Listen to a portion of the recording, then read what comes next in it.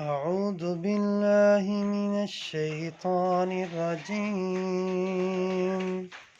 بسم الله الرحمن الرحيم.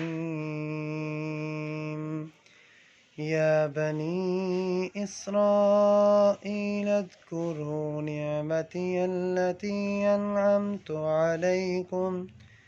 أنعمت عليكم وأوفوا بعهدي أوف بعهدكم وإياي فارهبون. وآمنوا بما أنزلت مصدقا لما معكم ولا تكونوا أول كافر به ولا تشتروا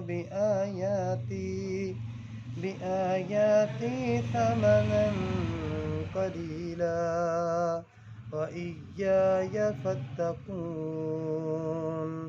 ولا تلبسوا الحق بالباطل وتكتموا الحق وأنتم تعلمون.